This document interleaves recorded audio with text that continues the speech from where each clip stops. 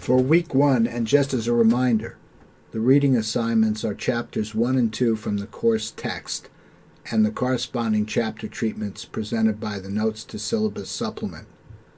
You don't have to hand in the following assignment, but you are expected to work through the chapters 1 and 2, end of chapter, technical questions, and even-numbered application questions to ensure thorough preparation for the examinations that will be administered. Keep in mind that the text provides solutions to the previously identified even-numbered questions, so you can readily check to see that you are on the right track when addressing these questions. As part of the weekly assignment, also keep in mind that you should select and be prepared to discuss a current business or economic event reported or analyzed by a prominent national publication that reflects a relationship presented by the reading assignment.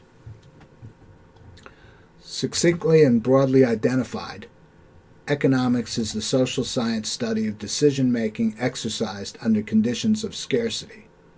In the context intended, scarcity refers to a reality of the human condition, namely that the resources available for human use are not infinite. Directly stated, no household, business, or government has unlimited resources at its disposal. Accordingly, choice necessarily, either implicitly or explicitly, must be exercised amongst competing alternatives.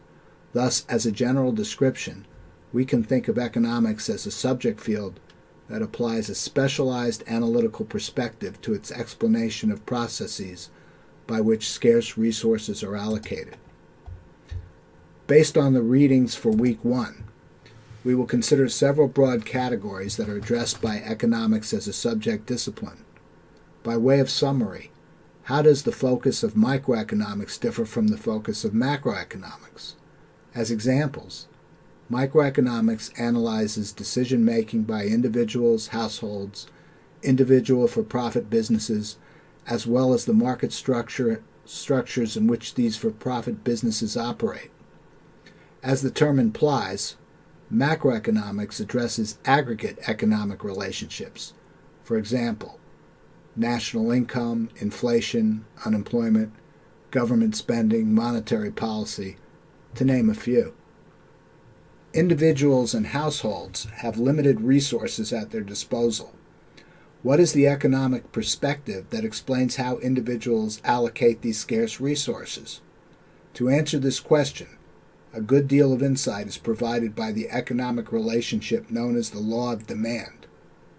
Holding all other factors unchanged, for example income, how does a change in the price of a good or service influence an individual's purchasing decisions? Perhaps it is intuitively reasonable to conclude that, given the circumstances of limited resources, an increase in the price of a good will decrease the quantity demanded by a consumer of that good. True in the general case, but there is an exception. It will come as no surprise that in economics we assume that for-profit firms fundamentally are motivated to maximize economic profit. But economic profit is not the same thing as the accounting measure of profit, namely, the net income figure reported on a for-profit firm's income statement. The strategies implemented by a for-profit firm to maximize economic profit are greatly influenced by the market structure in which such a firm operates. There are 4 general market structure categories: perfectly competitive, monopolistically competitive, monopolistic, and oligopolistic. Obviously, and as we formally will see, a firm that encounters less competition in producing and selling its goods has greater influence on the price of its goods than does a firm that encounters a good deal of competition. No matter how large or profitable, it is also the case that businesses have limited resources. Again, applying the perspective provided by economics, what are the considerations that dictate whether a firm should produce more or less of its output? A critical factor influencing this decision can be assessed in relation to what is known as the law of supply. Holding all other factors unchanged, for example, the cost of the firm's labor and physical capital inputs into the production process, how does a change in the price of a good or service influence the firm's output decisions. It would seem that higher price would induce the firm to produce more output and thereby achieve greater profit. In many cases, perhaps, but not in every case. Firms do not operate in a vacuum.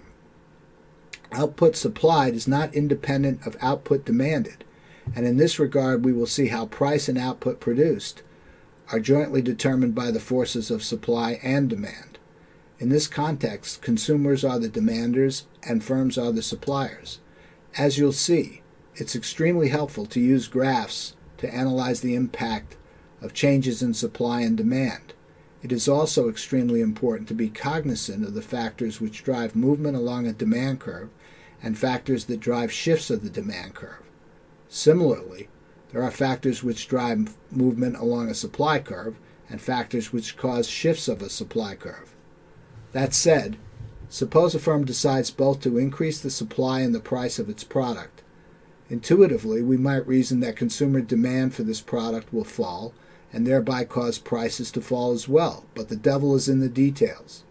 If the firm's decision to increase the supply and the price of its product has been driven by an increase in consumer demand, we not only can demonstrate that price and quantity supplied will rise, but the quantity transacted will as well. Via graphical analysis, we can illustrate this effect in a straightforward fashion. Shifting to a macroeconomic perspective, we will see, via what is known as the circular flow model, that a domestic economy can be decomposed into three basic sectors: households, firms, and government. In a globalized context, we also add in the foreign sector. What are the fundamental interactions among these different sectors that drive the performance of an economy? In this regard, and for example, some people maintain that government should have an extremely restricted role to play in the workings of an economy. Does this position always have a supportable economic basis? As we progress further into the course material, this is an issue we'll be exploring, along with a good many more.